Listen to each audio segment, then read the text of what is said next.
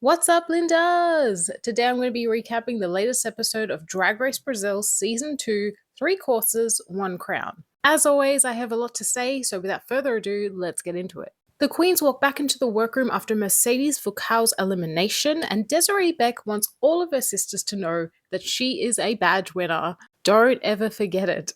Adora is determined to go from the bottom to the top this week, and the edit was goddamn there. So it's a new week in the competition, and Melina Blay is calling herself a Melina Unbadged because she is the only one left that does not have a badge. At that moment, Greg and Dudu Bertolini enter the workroom to announce that this week's Maxi Challenge will be a ball. The first category is Drags a la carte. The second category is Candy Queens. And the third category, which is the design portion of the challenge, is inspired by their sponsor, Flying Horse, which seems to be an energy drink of some sort. They need to use the flavors and the colors of the cans as inspiration for their garments. Dudu decides which queen gets which can by picking their names randomly out of a bowl. Poseidon gets Zero Sugar, which is blue-gray. Adora gets Mango. Desiree and Melody both get Tropical. Lena gets Watermelon. Belky gets Original, which means that Ruby gets Dragon Fruit. Before they leave, Greg announces that this week's extra special guest judge will be Victoria Shakespears from Drag Race Germany. It's funny because back when Drag Race Germany was airing, I put Victoria in my top 3 because she reminded me so much of Fontana from Drag Race Sverige. And we all know that Fontana is one of my favorite international queens. Cut to today, where they've both been guest judges on the exact same season. I love this timeline I'm living in. As the queens prepare, there is a strong Melody edit. She says she really struggles with design challenges, which we saw when she landed in the bottom for the paper one. But she's not the only one struggling, because after Greg and Dudu leave from their walkthrough, we see Desiree Beck really having a panic attack. She says that everything is falling apart, she's unable to work her sewing machine, and her hands are shaking. Even her frenemy Melina Blay steps in to help her. But we're not done with the emotions, because then it cuts to Melody Queen sitting there sewing, silently weeping. And that made me cry.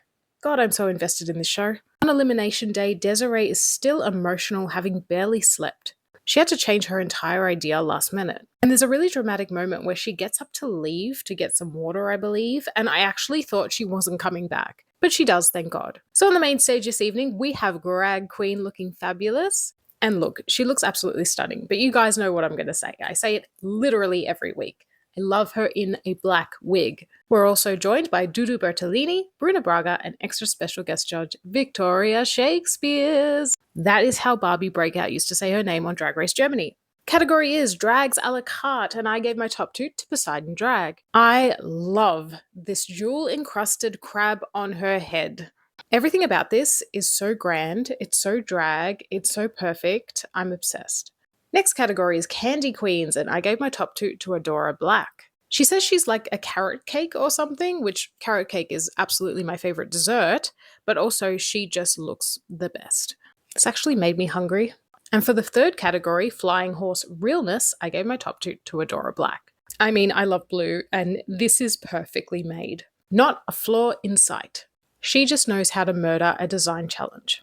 And if you're wondering why Balky's look wasn't my top 2, I love this as well. I think this is absolutely gorgeous.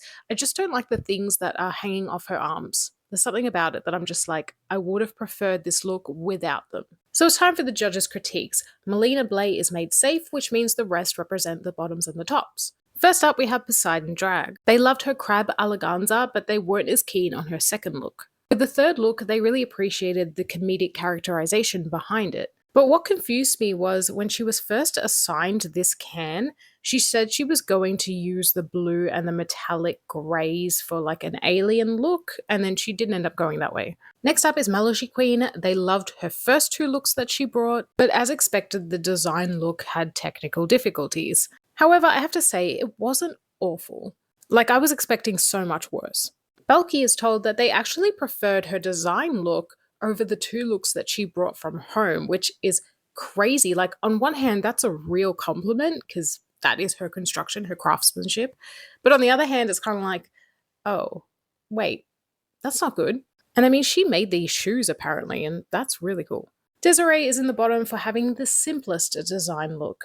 However, they are happy she pushed through her mental barriers and still showed up and gave something. Ruby is told that she needs to step it up. She's a fashion queen. She's supposed to be better than this. And I'm like, I don't know if I agree with that. I thought this was really good. I could never make anything close to this. So I'm surprised she was in the bottom. I'm just going to be real with that. And Adora, of course, is in the top for 3 fabulous looks. Back in Untucked, Belky is very disappointed that the judges didn't like the looks that she brought from home. And I was kind of like, it's a lot of emotions for Save. Back on the main stage, Adora Black gets her second win in a second design challenge. Yes, I know that's right. Belky, Poseidon, and Ruby are made safe, which means it's down to Desiree Beck and Malachi Queen to lip sync it out. Okay, I'm going to try and pronounce this name. They perform a song called Adona Aranya by Luisa Sonza. I'm so sorry. It's time for a rematch, but this time there's not going to be a double Shantae to save the day. I think Malachi just edged out Desiree with some sickening moves that I've never seen before. Sure enough, Malachi gets to stay and we say goodbye to Desiree Beck. And I really want to thank Desiree because I feel like she brought a lot of comedy and drama to this season that would not have been the same without her. She's really going to be missed, especially by me. And so, my friends, only 6 queens remain. What did you think of this week's episode? Did you agree with all the judging choices? Next week is Drag Race Brazil's first ever Lollapalooza, and I'm so excited for it. I expect Malachi to absolutely slay that one. And I want to know at this stage, now that there are only 6 queens left, who do we think is taking the crown? Because I feel like all of them could take it in one way or the other. They all have such different strengths and nobody is screaming frontrunner to me. You know, there's not one queen that I'm like, oh, it's definitely going to be them. Like in Brazil season 1, it was just clear from the onset that Organza was taking it, but I don't feel like that with this season and it's so exciting. So let me know what you think and I'll be back very soon with another recap.